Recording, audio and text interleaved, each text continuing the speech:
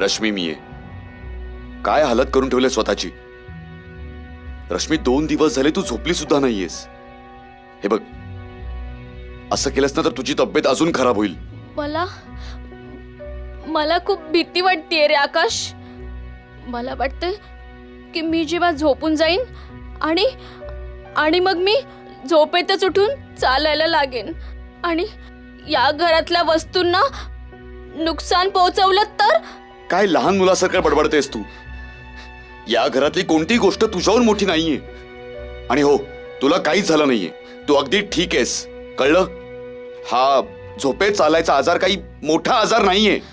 आकाश, मी झोपेत जर तुला किंवा कोणा दुसऱ्या व्यक्तीला नुकसान पोहोचवलं तर तर तर आकाश,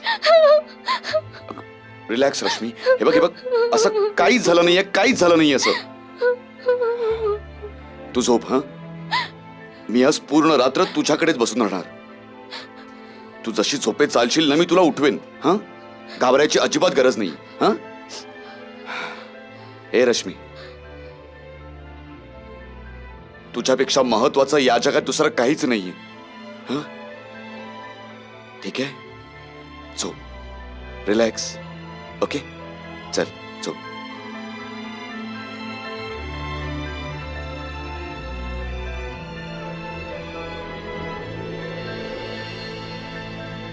relax, I am with you. घाबरायची अजिबात गरज नाही. Sleep well. Good night.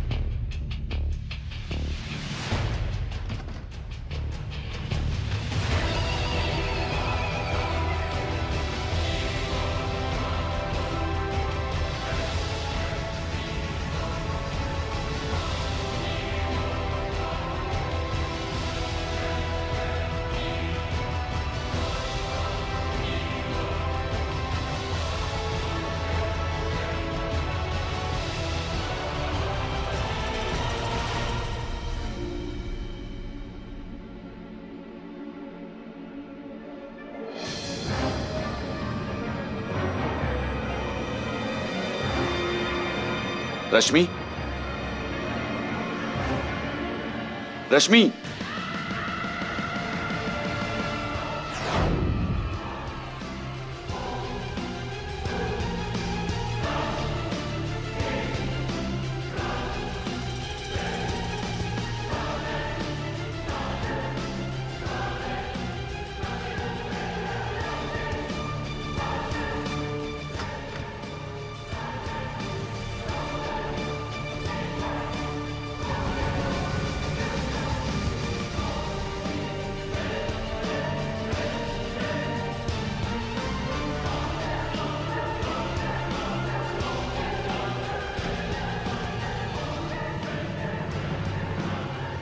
Rashmi, Rashmi,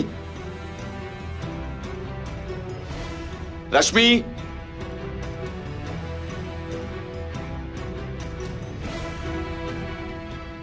oh my God.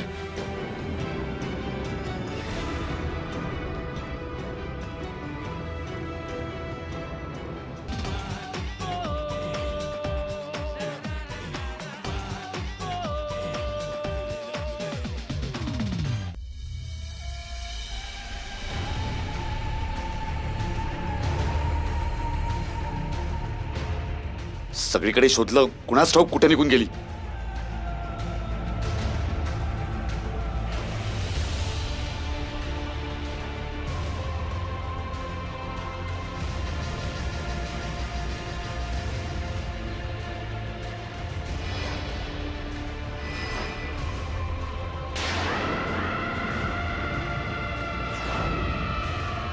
Rashmi,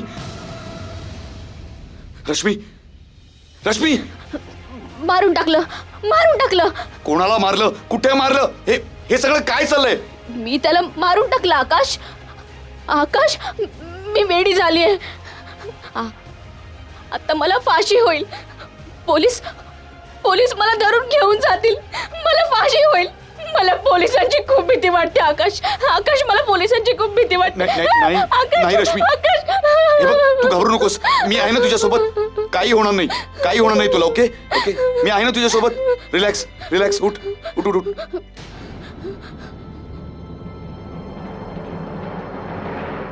तुला काहीच होणार नाही. पोलीस मला धरून घेऊन रश्मी, मी आहे ना तुझ्यासोबत. काही होणार नाही तुला. पोलिसांची खूप भीती वाटते. काही होणार नाही तुला. घाबरू नकोस. खूप भीती वाटते. ठेव इथे.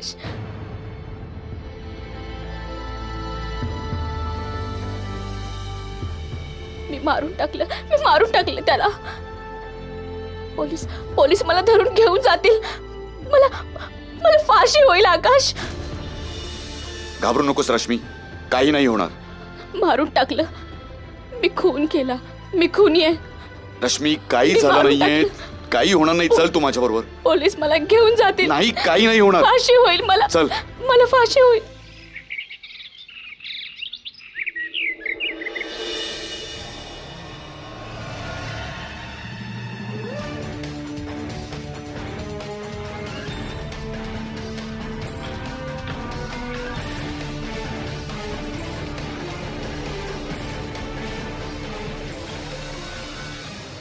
अभि, काय माहिती पडलं?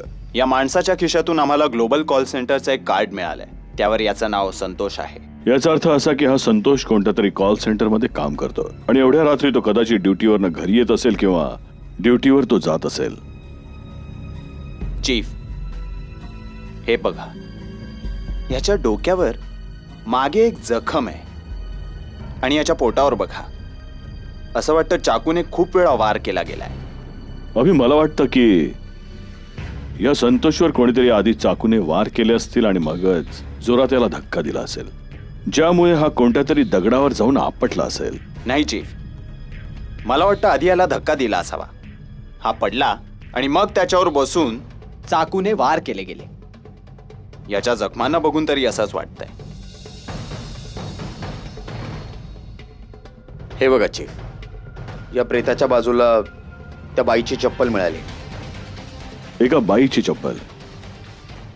मला हे कळत नाहीये की एवढ्या धष्टपुष्ट माणसाला एक बाई कशी मारू शकेल.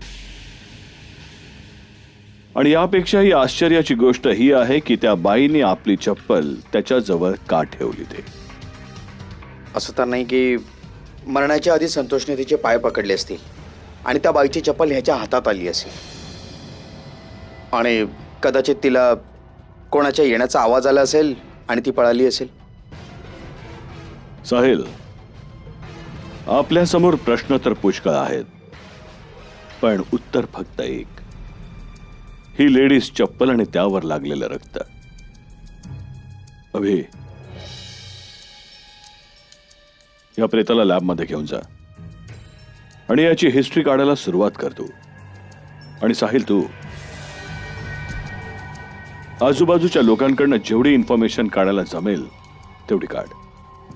आणि सगळ्यात महत्वाची गोष्ट, या संतोषची कुंडली काढा.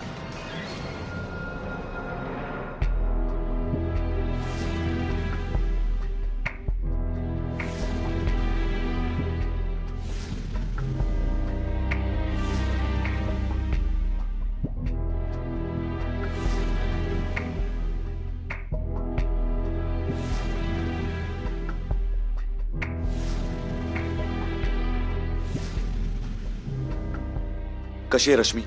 आकाश, रश्मीचं सगळं सत्य ऐकल्यानंतर मला असं वाटतं आहे की तिच्या मनात कुठेतरी काहीतरी दबून राहिलेलं आहे, काहीतरी असं जे तिलाही माहीत नाही. आणि हो, याचा संबंध तिच्या भूतकाळाशी आहे.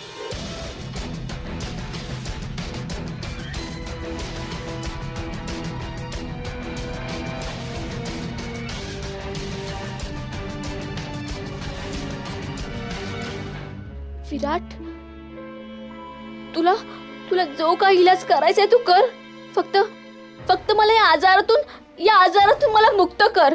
तुला माहितीये काल रात्री मी काल रात्री मला सांगू दे ना, मी काल रात्री रश्मी काल रात्री मी काय करतेस तू? आपल्या पायावर कुऱ्हाड मारून घेतेस तू. ठीक आहे, विराट माझा मित्र आहे, पण तो त्याच्या तत्वांशी प्रामाणिक आहे. जर त्याने एकदा पोलिसांना सांगितलं ना तर घेण्याचं देणं होऊन जाईल, कळलं? काय झालं आकाश? अरे काही नाही, ते रश्मी सांगत होती की काय यार, रश्मीच्या या आजारपणामुळे ना आमच्या पर्सनल लाईफवरती खूप परिणाम होतोय. तर रश्मी सांगत होती की ती गोष्ट, पण माझ्या मते या सगळ्या गोष्टींवर चर्चा करायची गरज नाहीये, है ना? मला समजतंय आकाश, मनाच्या रोगांचा प्रभाव अनेक गोष्टींवर पडतो. चीफ, संतोषचा पोस्टमॉर्टम रिपोर्ट आलाय. काय सांगतोय त्याचा पोस्टमॉर्टम रिपोर्ट? चीफ, त्याचा खून चाकूने सतत वार केल्यामुळे झालाय. आणि या चाकूचे वार इतक्या जोरात केले गेले होते की त्याच्या आतड्या पण बाहेर आल्या. आणि त्या चप्पलवर मिळालेलं रक्त, ते रक्त कोणाचं होतं? चीफ, ते रक्त पण संतोषच आहे. आणि चीफ, आम्हाला त्या स्लीपरवर ओल्या मातीचे काही अंश सापडलेत. अभि, जेवढं माझ्या लक्षात आहे की जिथे हा खून झाला तिथे ओली माती नव्हती. म्हणजे याचा अर्थ हा होतो की खुनी तिथे पोचण्यासाठी ज्या कोणत्या रस्त्यावरून चालत आला तिथे नक्कीच कुठे ना कुठे पाणी असणार. आणि दुसरी गोष्ट, जेव्हा एखादी व्यक्ती आपल्या घरातल्या चप्पल्स घालून घराच्या बाहेर पडतो तेव्हा तो कुठेतरी जवळच जात असतो. तेव्हा आता आपल्याला ती जागा कशी काय कळेल? लवकरच कळेल चीफ. चीफ, आम्हाला त्या स्लीपरमध्ये सापडलेल्या ओल्या मातीत लाल केमिकलचे काही अंश सापडलेत. चीफ, हे केमिकल कपड्यांना रंगवण्याच्या कामी येतं. हा एक तऱ्हेचा रंगच आहे चीफ. चीफ,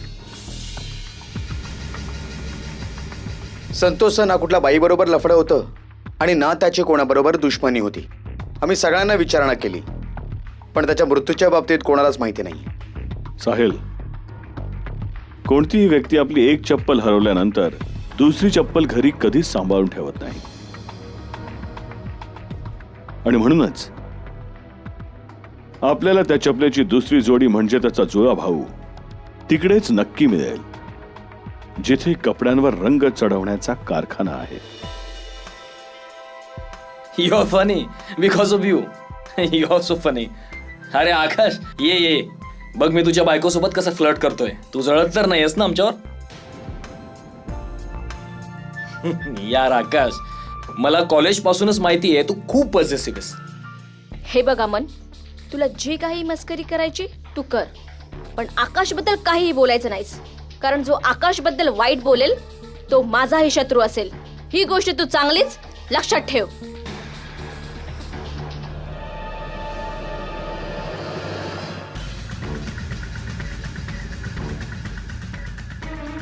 ही चप्पल जरा नीट बघा.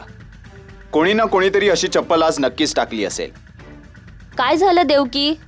जयश्री, हे आहे ना चपलाची जोडी शोधतायत. काय साहेब, तुम्ही मोठी माणसं आहात, एक चप्पल हरवली तर शोधताय. तुम्ही पण याच एरियात काम करता ना? ही चप्पल नीट बघा आणि आम्हाला सांगा. कदाचित तुम्हाला माहित असेल की कोण अशी चप्पल घालतं ते. हो हो हो साहेब, अशी चप्पल आमच्या बाईसाहेब घालतात.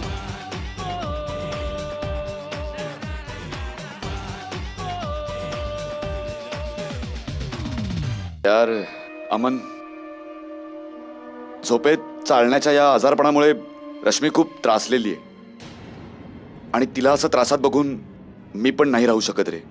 आकाश, मला या आजाराबद्दल माहिती आहे, पण झोपेत चालणं ही खूप मोठी समस्या नाहीये रे. हो, पण झोपेत चालून कोणाचा तरी खून करणं ही खूप गंभीर समस्या आहे. कोण आहे तुम्ही लोक आणि या प्रकारे घरात कसं काय घुसले? आम्ही कमांड फोर्स मधून आलोय.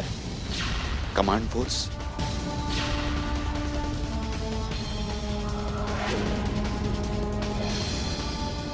Command force? पण आम्ही केलंय काय? तुम्ही काहीच केलं नाही मिस्टर आकाश गुजराल. तुमच्या पत्नीने केलंय एक खून. खून? हे काय बोलताय तुम्ही लोक? हे बघा, आकाश आणि त्याची बायको दोघे माझे खूप चांगले मित्र आहेत. हे दोघे खूपच साधेसुधे आहेत. हो, यांची ओळख? हा माझा मित्र अमन दिल्लीत राहतो. पण तुम्ही अशा प्रकारे माझ्या बायकोवर खोटा आरोप कसा लावू शकता? पुरावा पुरावा आहे तुमच्याकडे काही? पुरावा? पुरावा पाहिजे तुम्हाला?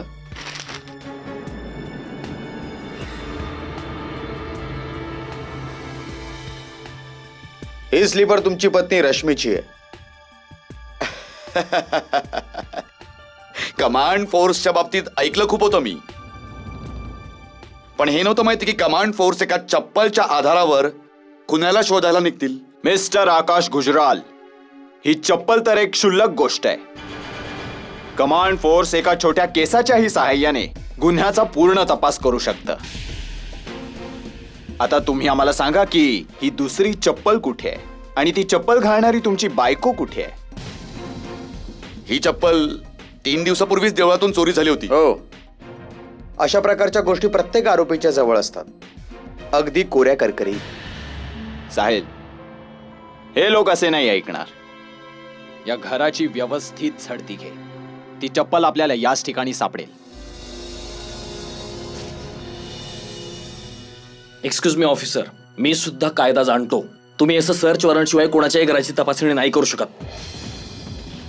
साहिल, जाऊन जरा चेक कर.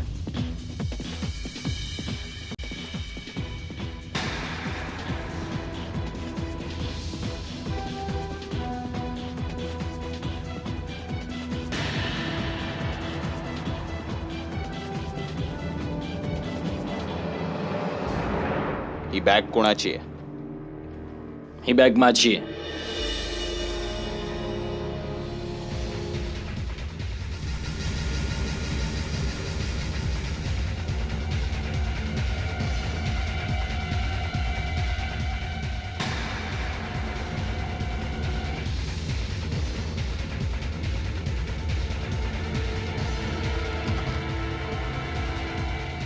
अभि,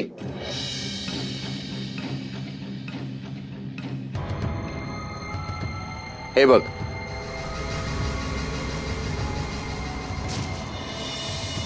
तर मिस्टर आकाश गुजराल, या चप्पल बद्दल तुमचं काय म्हणणं आहे आता?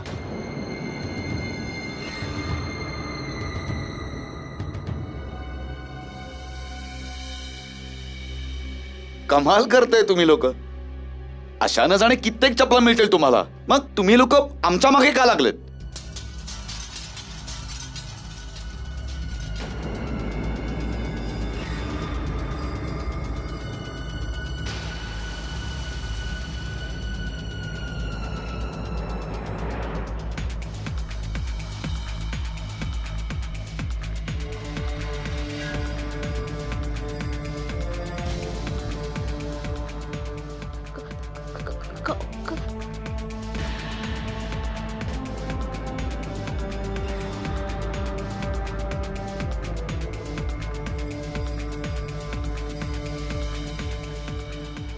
Relax. She is my wife. या माझ्या बरोबर. ये चल, काही नाही होणार, मी आहे ना.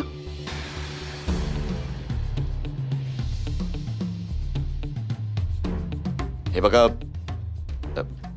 माझ्या बायकोची तब्येत ठीक नसते आणि ही हार्ट पेशंटही आहे.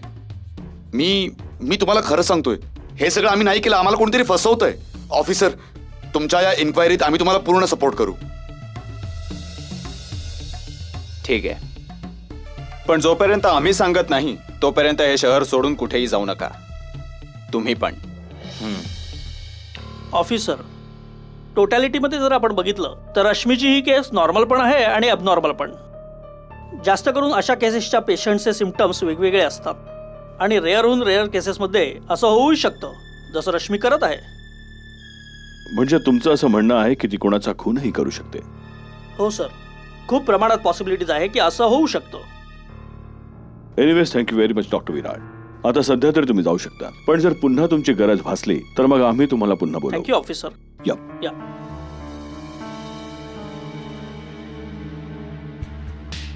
चीफ, आम्ही आकाश, रश्मी आणि संतोष या तिघांच्याही कॉल डिटेल्स मिळाल्या आहेत, पण या तिघांमध्ये काही कनेक्शन नाहीये. आणि एक महत्वाची गोष्ट, आम्ही आकाश आणि रश्मीचे फोटो आशुतोषच्या घरी दाखवलेत, पण त्याच्या घरातले देखील या व्यक्तींना नाही ओळखत. चीफ, या संतोषचं कोणाबरोबरही भांडण नव्हतं आणि शत्रुत्वही नव्हतं, आणि नाही कोणा मुलीबरोबर अफेअर. कळत नाहीये की याचा खून नक्की कोणी केला असेल. संतोषचा खून मध्यरात्री झाला होता आणि या मध्यरात्रीचा गूढ तेच उघडू शकतात जे मध्यरात्री बेभान होऊन घराबाहेर फिरतात.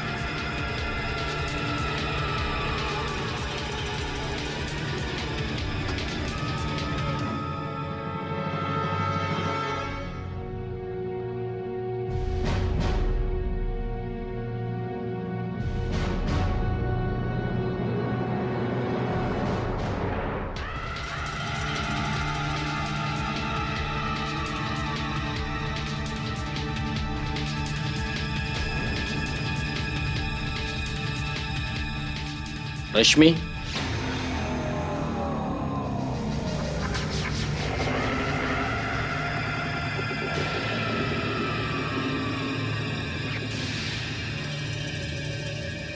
हा चाकू, चाकूनं काय करणार आहेस तू? हा, काय करणार आहेस चाकूनं? हा,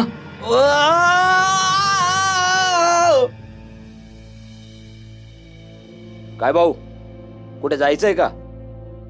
नाही भाऊ, ते अच्छा, आता मला एक सांगा की तुम्ही हिला कुठे पाहिलंय?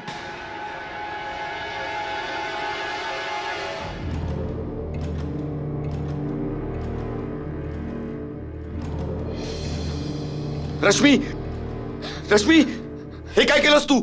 हे खून अजून केलास तू?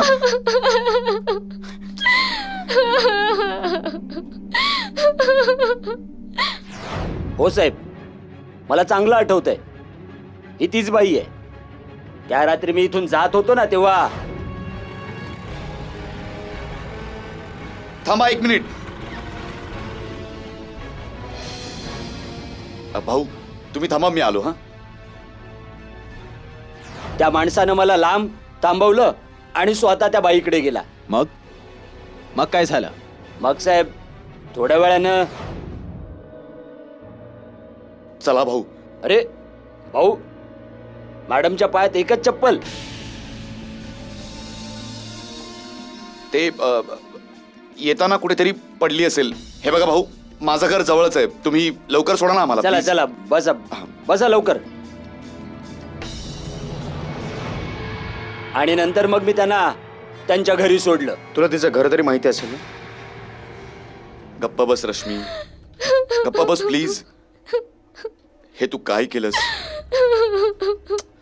मी तुला एका खुनाच्या आरोपातून वाचवलं, पण आता हे तू दुसरा खून केलास. मला मरू जाऊ दे आकाश, मला मरू दे.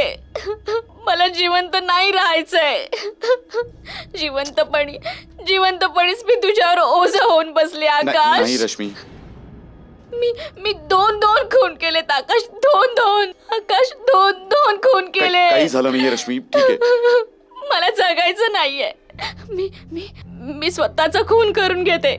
मी स्वतःला मारून काय टाकते करतेस तू? आकाश. हे काय करतेस तू? सोड ते, सोड, मी सांगतो. सोड ते, सोड. हे बघ, तुला काही नाही होणार. हा, मी आहे ना तुझ्या सोबत. तुला काही होऊ देणार नाही मी. हा, आणि हे प्लीज पुन्हा मरायच्या गोष्टी नाही करायच्या माझ्या समोर. आता मला या प्रेताचा काहीतरी करावं लागेल. काहीतरी विचार करू दे मला. तू आराम कर जरा इथे.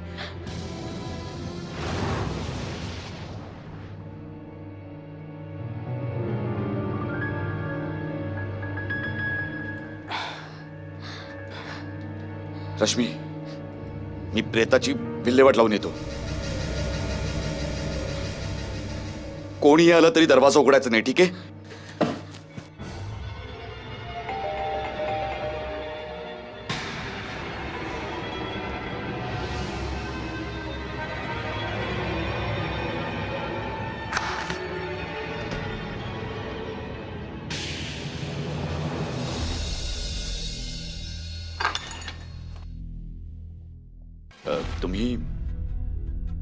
तुम्ही यावेळी मिस्टर आकाश, तुम्ही तुमच्या पत्नीला वाचवण्याचा खूप प्रयत्न केलात, पण दुर्दैवाने मला हे सांगावं लागतंय की तुम्ही त्यात यशस्वी नाही झालात. हे तुम्ही काय म्हणतायत मला काही कळतच नाहीये. मी समजावतो. मंदिरातून तुमच्या पत्नीची चप्पल गायब झाल्याची गोष्ट ऐकून काही काळाकरता तुम्ही तुमच्या पत्नीला वाचवलं हे खरं, पण मी आता तुम्हाला अशा एका माणसाला भेटवणार आहे ज्याला पाहिल्यावर तुम्ही तुमच्या पत्नीचे सर्व पराक्रम स्वतःहून आम्हाला सांगाल.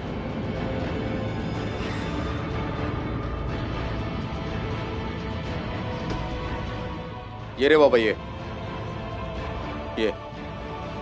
ओळखतोस का याला?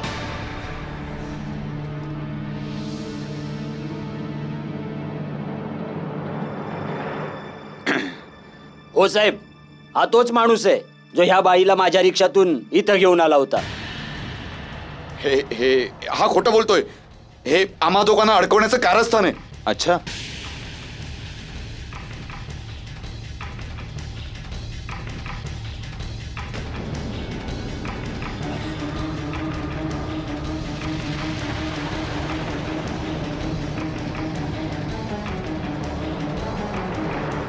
मिस्टर आकाश, तुमचा तो फ्रेंड अमन कुठे आहे?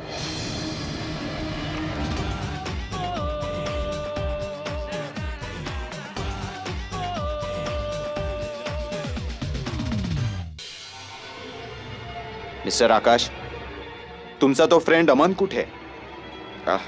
ते ऍक्च्युली त्याला एक अर्जंट काम आलं होतं. तो दिल्लीला परत निघून गेला.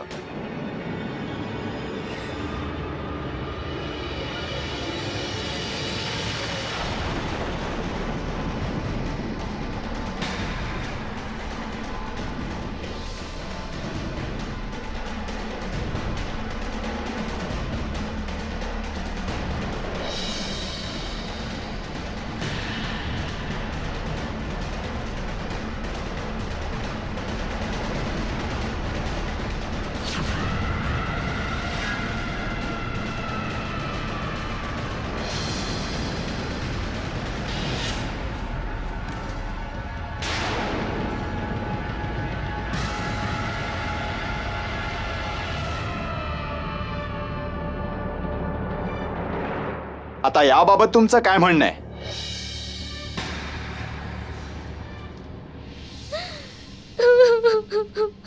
रश्मी, मला माफ कर. मी तुला वाचवण्याचा खूप प्रयत्न केला, पण आता आता मी तुझ्यासाठी काहीच करू शकत नाही. हे बघा सर, हे जे काही झालंय यात रश्मीचा काही दोष नाहीये. हे सगळे हिच्या आजारपणामुळे झालंय. याचा निवाडा तर आता कायदाच करेल. सध्या तरी आम्हाला तुम्हा दोघांना अरेस्ट करावं लागेल.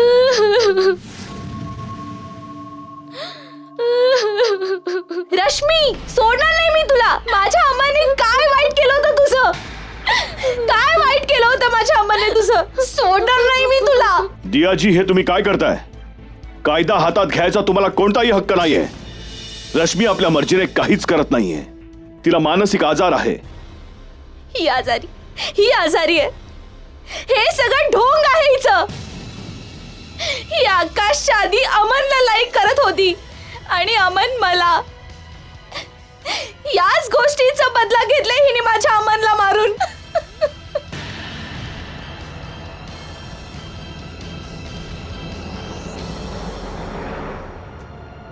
सर्व घटना, साक्षीदार आणि पुराव्यांच्या माध्यमातून हे न्यायालय असा निर्णय देतंय की आरोपी रश्मी गुजराल मानसिकदृष्ट्या आजारी आहेत.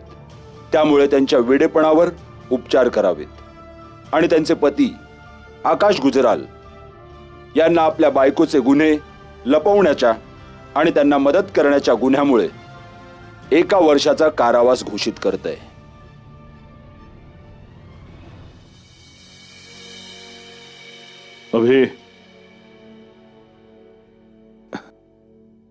अभि, हे तू बघितलंस? फेमस फिल्म स्टार आकाश गुजरालची फिल्मी जगतात पुन्हा एंट्री. त्याने एक नवीन मोठी फिल्म साईन केली एका नवीन नटी सोबत, रिया सैगल, आणि फिल्मचं नाव आहे रोमियो ज्युलिएट. Romeo Juliet. काही लक्षात आलं? एनिवेज, रश्मी गुजरालची फाईल काढ.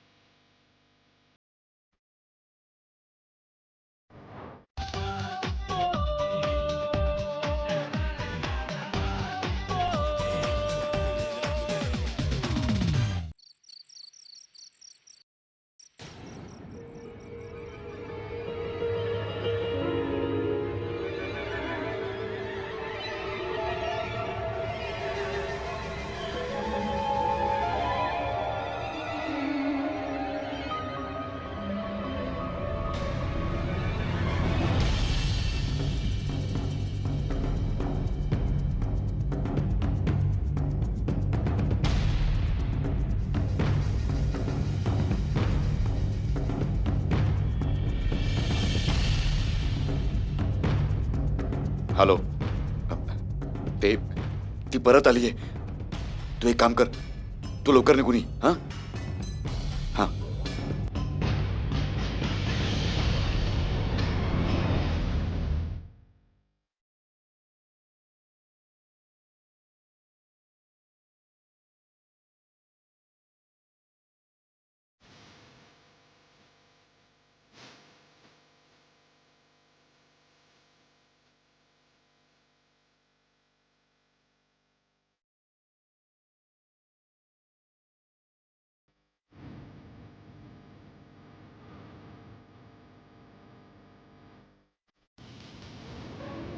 रश्मी,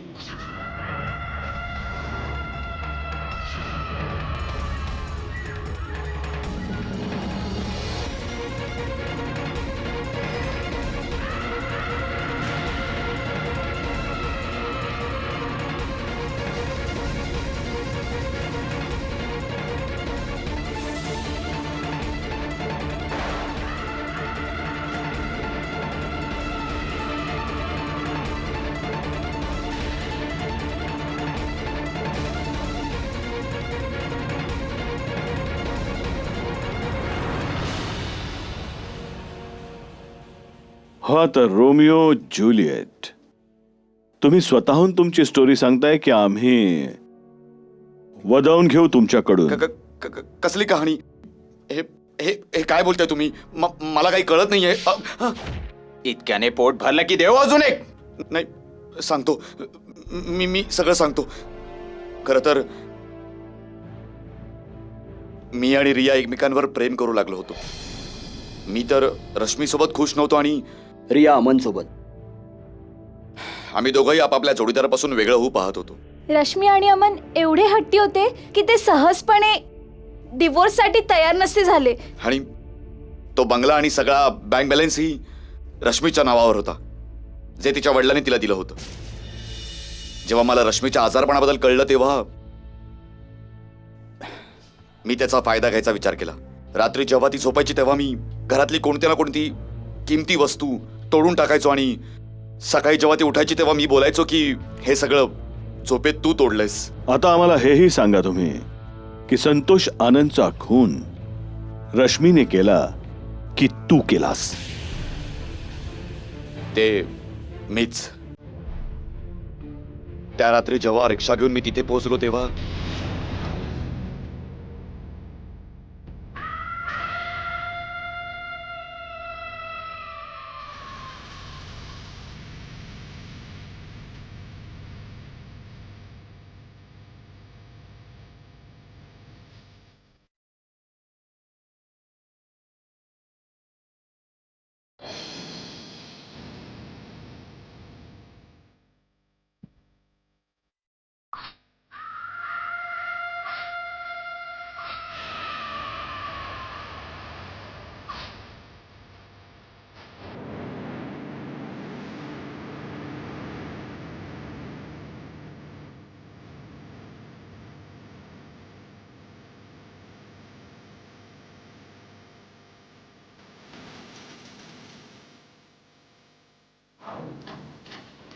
अमनच्या खुनाच्या पार्श्वभूमीसाठी मी संतोषचा खून करून हे सिद्ध करण्याचा प्रयत्न केला की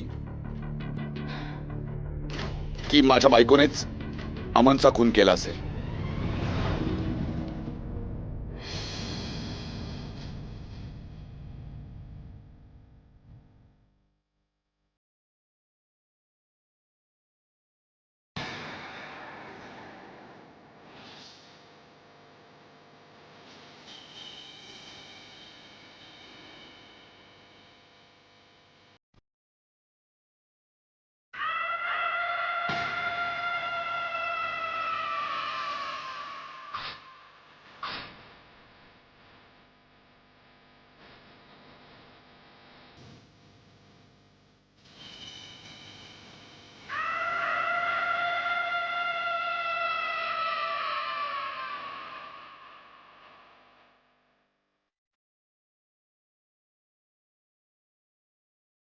आपला बायकोचा आजारीपणाचा फायदा घेऊन तू स्वतःला वाचवलं आणि तुला माहिती होतं की कायदा रश्मीला नक्कीच शिक्षा करणार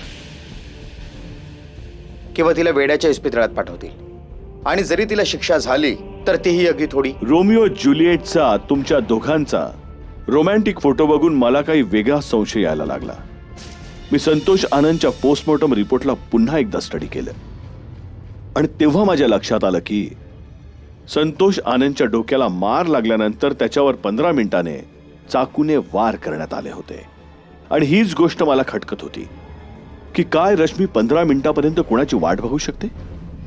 याचा अर्थ तर सरळ आहे की 15 मिनिटानंतर तू पुन्हा त्या ठिकाणी जाऊन संतोष आनंदवर चाकूने वार केलेस.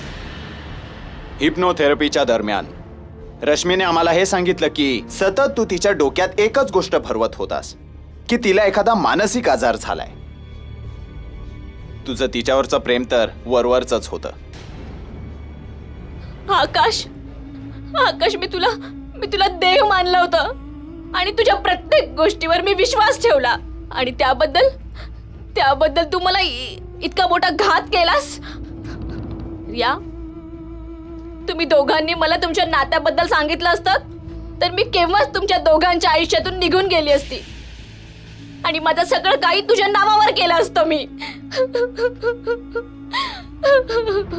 आकाश, तुला माहित नाही, रश्मी जेव्हा एक स्टेज आर्टिस्ट होती तेव्हा एका नाटकाच्या दरम्यान तिच्या डोळ्यासमोर तिच्या भावाचा खून झाला.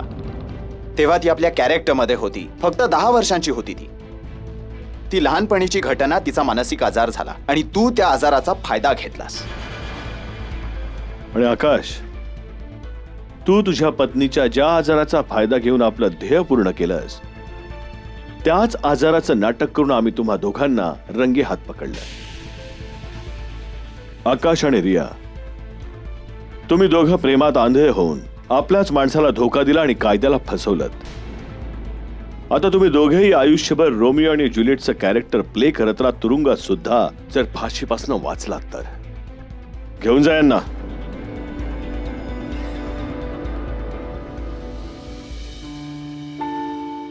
प्रेम, इश्क, मोहब्बत माणसाला आबाद पण करू शकतं आणि बर्बाद पण. प्रेमाच्या नशेत आंधळून माणसाला हे नक्की नाही विसरलं पाहिजे की खरं प्रेम हे समोरच्याचं हृदय जिंकून मिळतं, त्याच्यावर जोर जबरदस्ती करून मुळीच नाही. पण प्रेमात आंधळे होणाऱ्या व्यक्तींना कधी कधी या गोष्टीचा विसर पडतो आणि आपल्याच माणसाची फसवणूक करू लागतात. इतकं की आपल्याच माणसाचा जीव सुद्धा घेतात. पण अशा माणसाला शेवटी खरं प्रेम हे कधीच मिळत नाही. त्याला व्हावं लागतं फक्त आणि फक्त कलंकित आणि मिळतो तुरुंगवास. आणि म्हणूनच तुम्हीही खरं प्रेम करण्याच्या पद्धती समजून घेण्याचा प्रयत्न करा. माझ्या या शब्दांना नेहमीच लक्षात ठेवा. सावधान रहा, सुरक्षित रहा.